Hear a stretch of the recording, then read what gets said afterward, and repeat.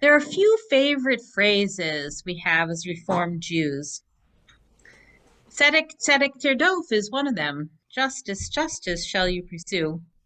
And another we often say is tikkun olam, the importance of repairing the world. These phrases are oft quoted to support our justice work in the Reform movement. Tikkun olam, that expression comes from the Aleinu prayer, which we say at the conclusion of all of our services, but actually began as a prayer that was in the Rosh Hashanah liturgy, and they became so popular that we put it in our daily and our Shabbat liturgy as well. When we say these words in Aleinu, L'taken olam b'malchut Shaddai, that we are to repair the world b'malchut Shaddai, under the rule of God, Tefillah translates it.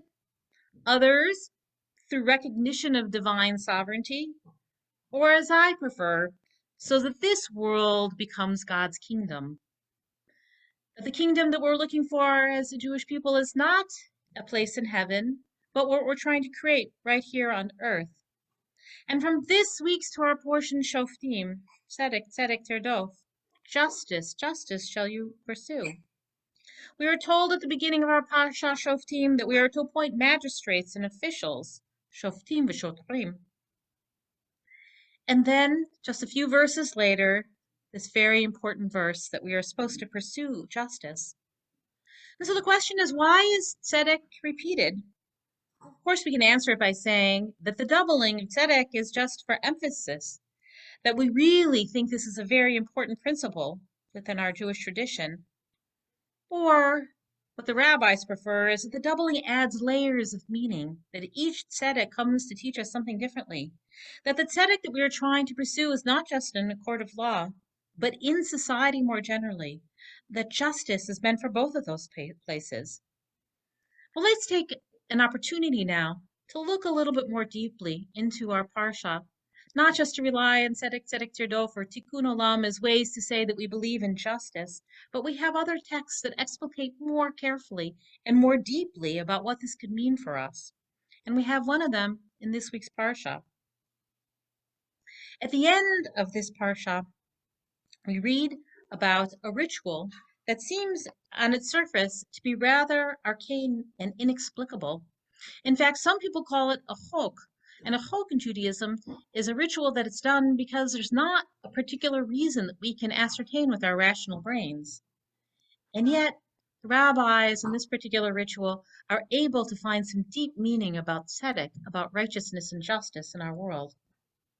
The ritual is that of the eglah arufa, the broken-necked heifer. Wow, that sounds pretty strange there, Rabbi. What are the ethical implications of the broken-necked heifer, the eglah arufa? This is the story as it's told in the final verses of our parsha. If someone is found slain in the opening, meaning not in one city or another, but between cities, the elders and the magistrates measure the distance from the corpse to the nearest city. And the elders in the closest city take a heifer, go to a stream, break the heifer's neck, then the priest shall pronounce blessing. The elders of the city then wash their hands over the heifer whose neck was broken in the stream, and they declare this: Our hands did not shed this blood, nor did our eyes see it done. Absolve, Eternal One, your people Israel, whom you redeemed, and do not let guilt for the blood of the innocent remain among your people Israel, and they shall be absolved of blood guilt. It says at the conclusion of the parsha, kaper, from Yom Kippur, to be absolved. How appropriate we are reading this as we are preparing now for our high holy days. The public declaration of the leaders of the city suggests that there is some degree of complicity in the murder. Well, what kind of complicity could the leaders of the city have for a murder that occurred outside of their city? In the Mishnah, a question is asked, trying to ascertain what is going on here in this very strange ritual. The question that the Mishnah asks is this: does it ever occur to us that the leaders of the local court are murderers? It's preposterous to think that the elders would be murderers. So what is going on here? The leaders are trying to say, we never sent this person away deliberately without food. We never saw this person setting out on the journey and are not to be blamed for allowing this person to travel without a protective entourage. What is the Mishnah doing here? It's not reflecting on the murder itself, but the series of events that possibly led to the actual crime and the responsibility for the chain of unfortunate circumstances that led to a death. So the rabbis of the Mishnah are trying to say, if somebody died outside of the city, perhaps we have some responsibility. The ritual of the Eglah Rofa, the ritual of the broken-necked heifer, shows that the fraying of the social fabric could have led to a murder. For whom must the leadership take responsibility? For the victim or for the perpetrator? What is going on here? Who are they responsible for? So in classic rabbinic fashion, then the Talmud takes up this question, and there is a difference of opinion between the Babylonian Talmud and the Jerusalem Talmud. Babylonian Talmud teaches this. The elders are referring to the murder victim. They did not know he lacked food or felt compelled to travel alone on dangerous roads, and therefore they're responsible because they should have made sure that he had food or somebody to accompany him on the journey. The Yerushalmi, the Jerusalem Talmud, though, says something different. It explains the verse in terms of the murderer. We didn't bring a criminal to justice, letting them leave our city to kill someone. They're taking responsibility that perhaps they let somebody leave their city who was a criminal and they didn't try him properly. Both perspectives are important. Individuals in desperate circumstances might engage in risky behaviors. The one who murdered perhaps tried to steal food from the one who eventually murdered her. Or the one who was murdered was traveling alone in a dangerous area. The Babylonian Talmud says, we didn't provide for the needs of someone who is vulnerable, and that's why society is to blame.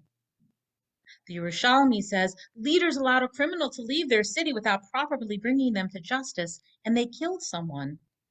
In either case, the leaders are saying, we as a society are responsible for a murder. Not guilty directly of the murder, but responsible.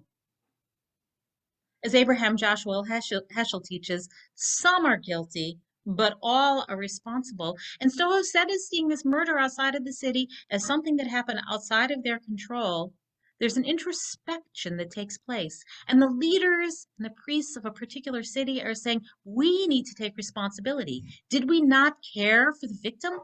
And then perhaps the victim tried to steal food from the person who eventually murdered her? Shame on us. Did we let somebody leave our city without giving them the proper accompaniment when it's dangerous out there? The Eglah Rofa, the broken-necked heifer, illustrates both parts of this doubling of tzedek, righteousness. That one, we need to bring those who do criminal acts to justice, and two, we need to take responsibility for the circumstances that might lead one to commit a crime. As we approach these high holy days, we learn from this that we are culpable for our own behavior and for the society in which we live.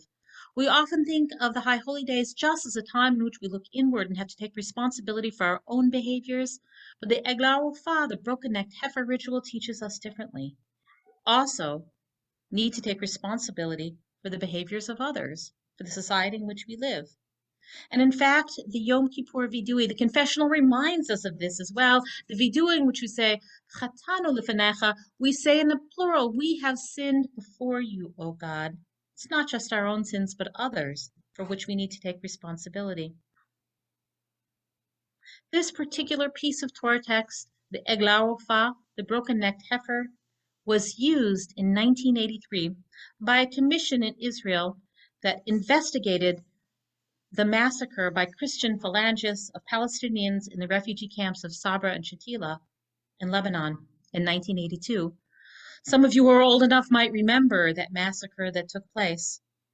That Israeli troops were in Lebanon and stood outside these refugee camps as Christian phalangists came into the camps and murdered many, many Palestinians.